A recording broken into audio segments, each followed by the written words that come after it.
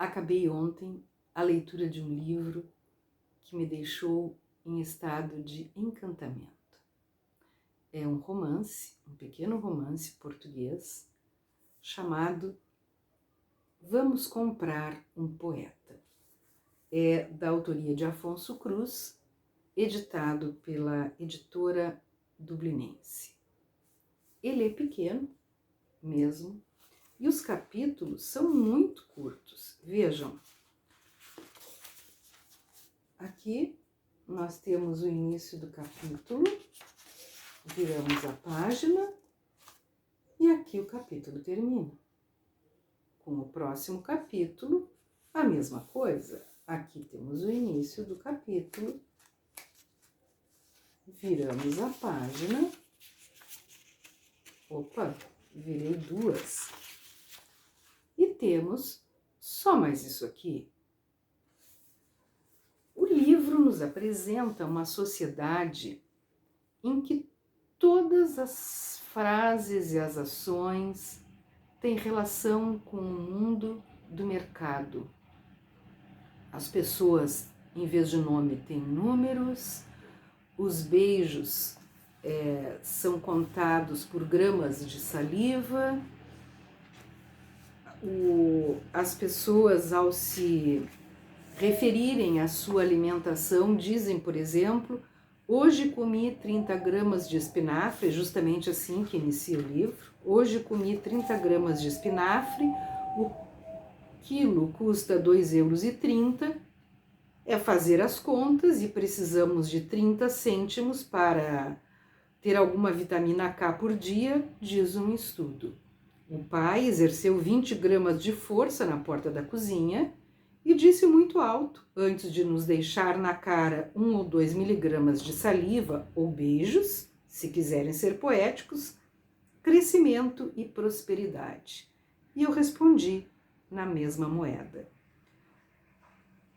Crescimento e prosperidade era a saudação feita entre todos aqueles quando se encontravam. Em vez de dizerem bom dia, boa tarde, como vai você, era crescimento e prosperidade. Nesse mundo completamente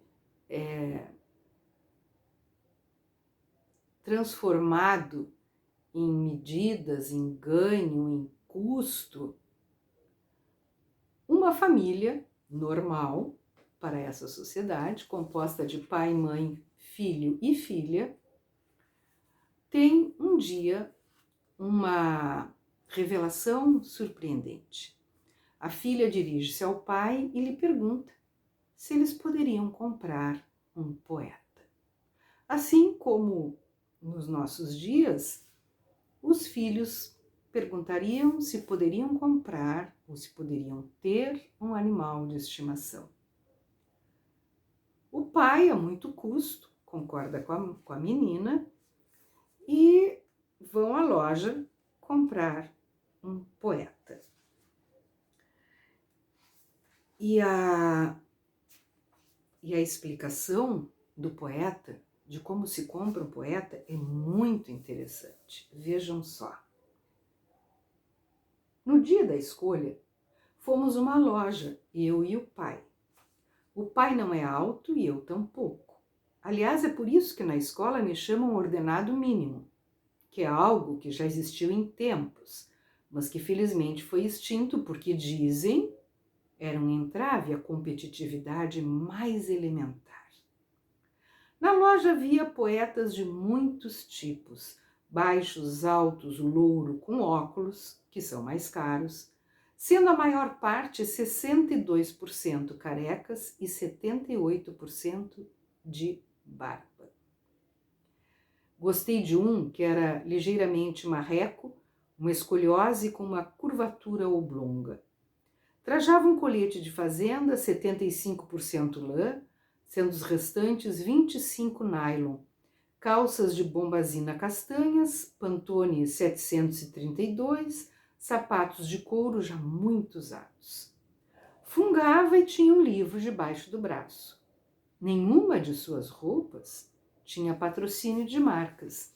É uma constatação que narradora faz, porque diversas vezes ao enumerar ou ao comentar sobre algum objeto, vem a informação de qual é a marca que nele está colocada. O pai cumprimentou o vendedor com a cortesia destas ocasiões. Há sempre uma grande solenidade, sacralidade, no caso de iniciar um possível negócio. Disse ele, que os números lhe sejam favoráveis. Crescimento e prosperidade, respondeu o vendedor. O pai apontou para o poeta que fungava e não tinha patrocínio nas roupas e perguntou se aquele exemplar era subversivo, que é a característica mais temida nos poetas, é o equivalente à agressividade dos cães. O senhor da loja respondeu: está abaixo dos 2%. É sempre necessário serem um pouco subversivos ou a qualidade poética baixa demasiado e não gera lucro, ninguém compra. Acabam preteridos a bailarinos ou hamsters. O que é que ele come? Qualquer coisa? Não são muito esquisitos. Muitas vezes 3 a 4 ocorrências por semana chegam inclusive a esquecer-se de comer. Alguns abandonam a refeição a meio e levantam-se para deambular sem qualquer destino. Acontece muito ao pôr do sol, ou ao luar, ou com nevoeiro. É um comportamento típico. Não estranhem se os virem parados muito tempo, como se estivessem a fazer contas. Não estão. São incapazes da soma mais elementar. Essas paragens são precisamente os momentos em que começam a fazer poemas nas suas cabeças. É um processo fascinante. Não irão se arrepender de comprar um poeta. E são muito mais asseados do que os artistas. Eu já tinha ouvido dizer. Mais alguma coisa que devamos saber sobre a manutenção de um desses exemplares? Inquiri eu. Para o entreter, compre-lhe cadernos com folhas brancas e canetas. Pode também adquirir alguns livros. Temos de várias marcas.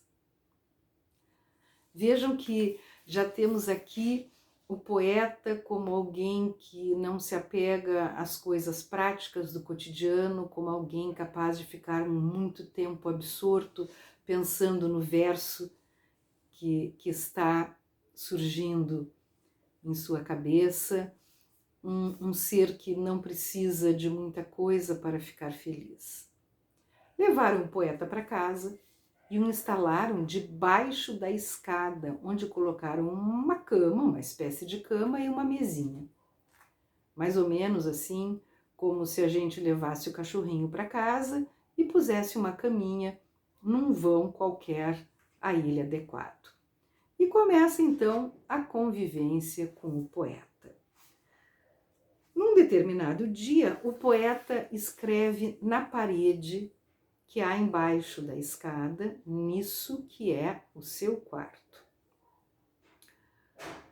O que é aquilo, ó poeta? Uma janela. Parece uma frase, talvez um verso. É uma janela. Tem vista para o mar. Li a frase de 23 letras. Vejam de novo a quantificação de tudo, né? Dizia assim: como é que o mar, tão grande, cabe numa janela tão pequena? Apesar de a mãe não ter confirmado que a sua quebra do contrato emocional com o poeta se dever à frase escrita na parede, insisti. Aquela frase, mamãe, é uma janela. É o quê? Uma janela com vista para o mar. Ele abriu uma janela sem licença camarária? É uma situação meramente poética. O que é que se passa contigo? Nada. A poesia está a fazer-nos muito mal. Como assim? Como assim? Aos poucos, a família vai se contaminando, dizemos assim, podemos dizer, com a beleza e a inutilidade, até poderíamos dizer diferente, com a beleza dessas coisas inúteis. E a poesia vai entrando em suas vidas e vai transformando-as. Ela levou um dia as suas melhores amigas para sua casa para verem o seu poeta, assim como quem leva as amigas para conhecerem o seu novo bichinho de estimação.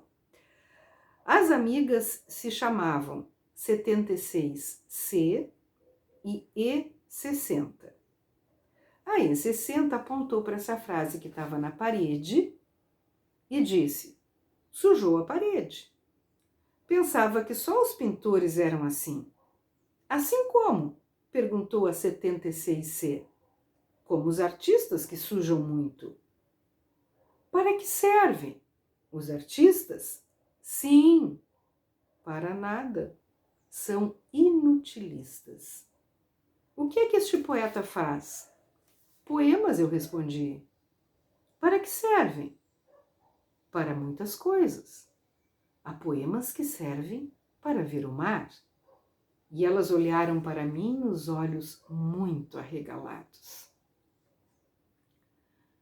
Nossa narradora está começando a se deixar tomar pela beleza da poesia. E é vista por todos como um ser, então, muito estranho e como fazendo parte dos inutilistas, a ponto de ela chegar a se perguntar se ela estaria doente. E assim, a narrativa vai avançando e quanto mais ela avança, mais a menina está tomada pela poesia.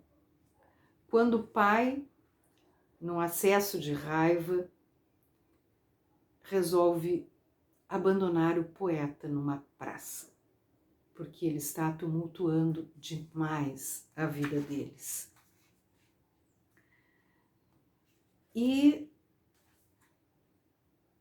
no final, a menina já completamente uma inutilista, nos narra no último capítulo, cujo título é Nunca se abandona a poesia, nem num parque, nem na vida, diz o seguinte: o poeta dizia que os versos libertam as coisas, que quando percebemos a poesia de uma pedra, libertamos a pedra de sua pedridade. Salvamos tudo com a beleza. Salvamos tudo com poemas. Olhamos para um ramo morto e ele floresce. Estava apenas esquecido de quem era. Temos de libertar as coisas. Isso é um grande trabalho. Sei que muitas mudanças na minha vida aconteceram graças a ele. Por isso, jamais deixarei de me sentar ao seu lado com metáforas na garganta a trocar inutilidades. E antes de me deitar, repito a oração que aprendi com o poeta. Tenho milhas a percorrer antes de dormir. Assim termina o livro. Depois temos um apêndice onde o autor traz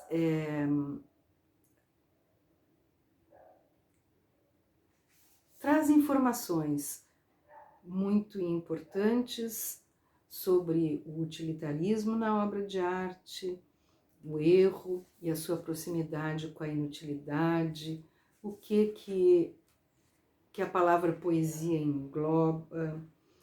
Uma sociedade melhor é certamente uma sociedade onde a arte tem lugar.